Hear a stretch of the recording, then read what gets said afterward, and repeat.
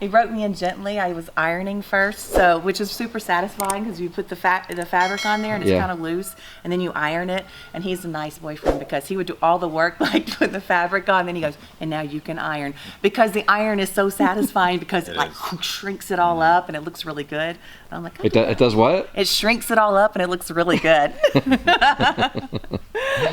Awesome, awesome. All right, Mike. Well, first off, let's have just a small conversation on maybe what other aircraft that you looked at before you chose this one, and then why you chose the Just aircraft. Well, I found this aircraft at Oshkosh. It was probably the first plane that I saw fly at Oshkosh when I walked into the ultralight area.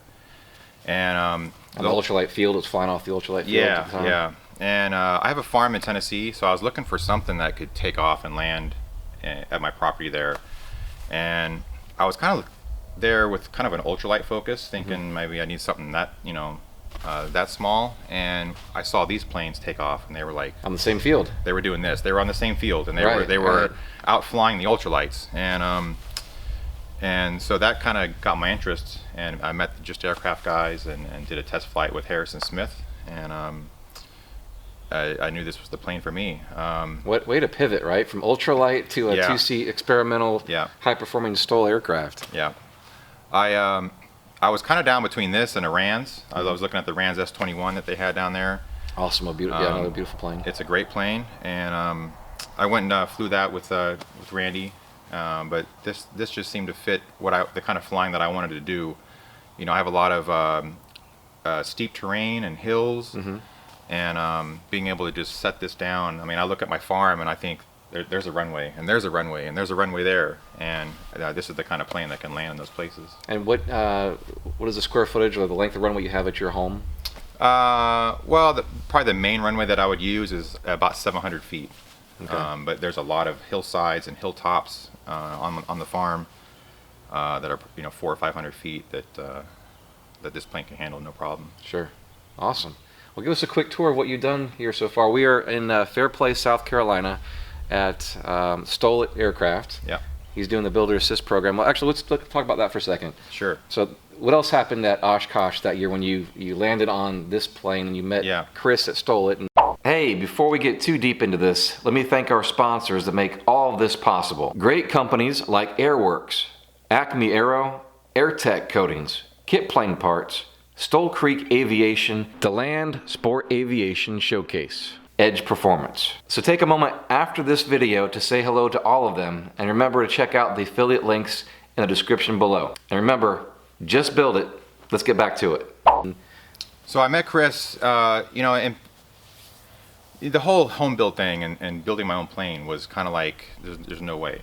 And I have a buddy that last year built a Kit Fox, and I went and I saw his build and saw some of the things he was doing and just racks of chemicals and just things that I've never seen before. And I'm like, this is all just, overwhelming. It's crazy to me. Yeah.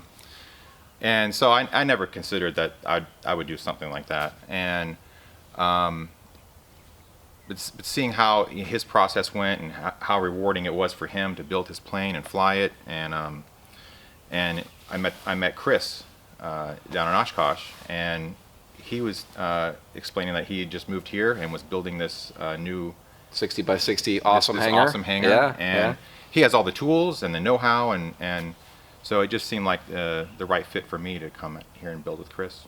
Awesome. And you told me another short story. You met somebody else at Oshkosh this past year. I did. Which is an amazing place to meet friends and network. But tell me the short story. Who else you met there? I met my girlfriend Michelle there.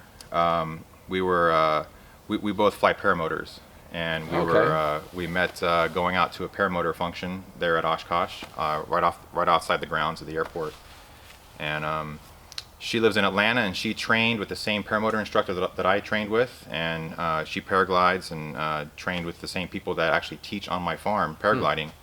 And we had never met before, and it was just kind of one of those circumstantial stories, and yeah. And now you're here building an airplane together. We are, yeah. That's awesome. See, good things happen in aviation all the time, especially air shows. Well, give us a quick tour of what you've done so far.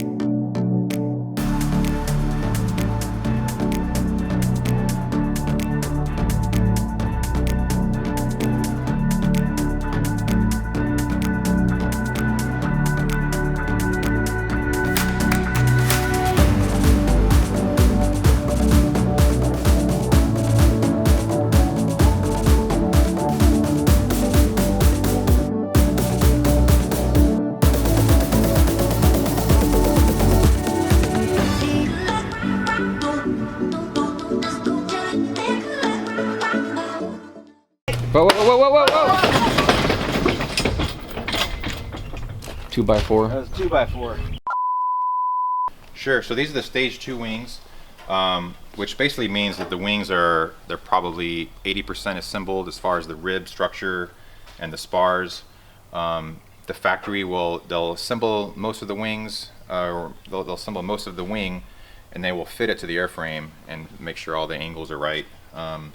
So what's left to do still is all of the hardware, the rigging for the flaps and the ailerons, all the wiring, the magnetometers here, the pitot and the AOA tubing here,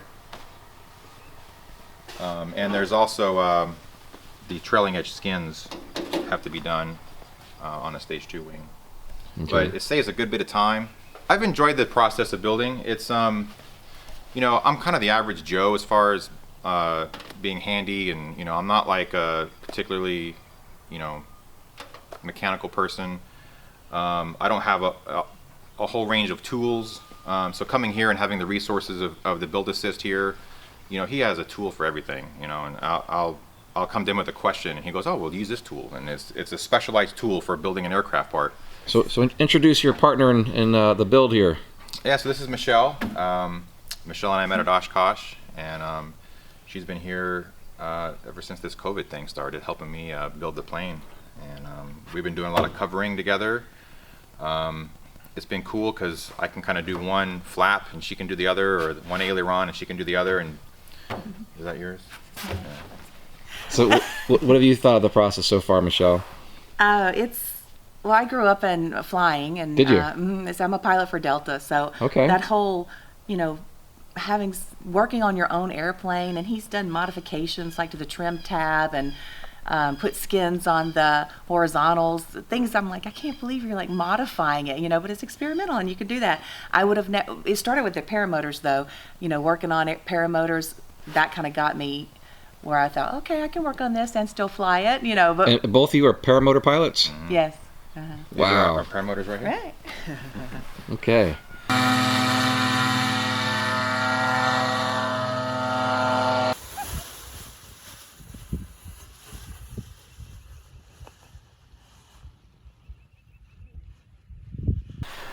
Yeah, and paragliding, and now I never thought I'd get an opportunity to build an airplane, but thanks to Mike, this is my flap. So, and this is the first time you all have done any type of fabric work, obviously, on aircraft. Yeah. Yes. Yeah. Pretty steep learning curve, or easy to pick up. Yeah, I mean it's the first thing I covered was the fuselage, and it kind of gives you a bit of everything, different angles, and this weird tapes that go in weird places, and all the way it wraps around the tubes, and just having to conform it to the shape of the fuselage was instead of doing a square elevator or a horizontal. So I kind of got thrown at the fire doing it this way, but I learned a lot, and I think it came out pretty good. It takes a lot of time to be meticulous and do it right and make it look nice. Gotcha. Awesome. Well, since we're at the front of the airplane here, which engine option have you chosen to go with on your build? We're putting the Rotax 915 on this Super STOL. Okay, cool. And is that, I guess, a fixed pitch? Is that fixed pitch prop on that? No, we're gonna have the Airmaster prop. Okay. The 915. Cool. And what is the horsepower rating of that? Somewhere around 130? It's 141 for 5 minutes, and then it's 135 max continuous horsepower. Gotcha. So, most of these planes have 100 horse engines on it, so the 135, 141 should perform pretty well.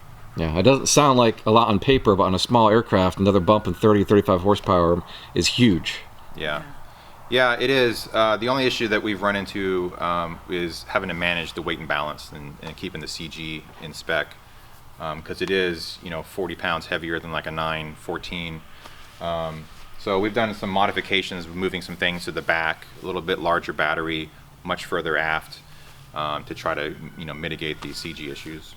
So you've spoken to us about the reason for purchasing or choosing this style of airframe in this aircraft. What is sort of the mission after it's flying above and beyond just leaving your pasture? Where do you plan to fly and go to with this? I can't wait to find out. I don't know. I'm new to aviation. I just got my private in the fall, actually in February, a couple months ago. And we both just got our tail wheel endorsement last week. And so, I can't wait to go explore. I can't wait to go travel around and visit family and friends. And, I have a couple buddies that do some bush flying here in the Southeast. And we're in some Facebook groups of people that are flying in our area. So can't wait to join up with them and check out some of the, some of the strips. Go camping. Yeah. Fly to Oshkosh. That's always been our goal. Yes. To fly back to where we met on the plane that we built. So that will be awesome. Well, you two, please give me a call and let me know when you get this thing flying. I'd like to come back and see it finished and cover that. All right. I hope you've enjoyed this episode. Remember to like and subscribe. I'll see you in the next episode. Thanks for watching. Remember to check out our podcasts on Podbean, iTunes, and Google Play.